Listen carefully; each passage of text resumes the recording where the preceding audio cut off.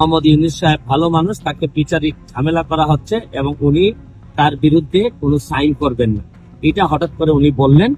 আমি আপনাদেরকে একটা জিনিস বলতে চাই, এর মানে কিন্তু হচ্ছে গিয়ে আপনি নিশ্চিত থাকেন এই ভদ্রলোকের বড় রকমের কোনো প্ল্যান আছে এবং প্ল্যানের অংশ হিসাবে উনি এই কাজটা করতেছেন, এটা আমি আপনাদের সামনে একটু নিশ্চিত করতে চাই।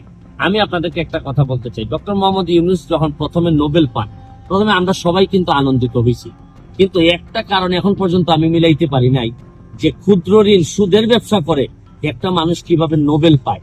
এবং আপনি আরেকটা জিনিস বাংলাদেশের বিবেচনায় আপনাদেরকে বলতে চাই, ক্ষুদ্র ঋণের ব্যবসা করে ব্যবসাতে ঋণ নিয়ে কেউ বৃহৎ হয়েছে আমার জানা নাই। আমার জীবনে আমি কোনোদিন দেখি নাই যে অন্য দেশের একটা আইনি ব্যবস্থায় কোনো মামলা হইলে এটা স্থগিতের কোনো আবেদন জানানো যায়। সর্বোচ্চ আমরা কি করি, আমরা বলি যে অবশ্যই যেন তাকে ন্যায় বিচার নিশ্চিত করা হয়। কিন্তু আমি পৃথিবীতে কোনো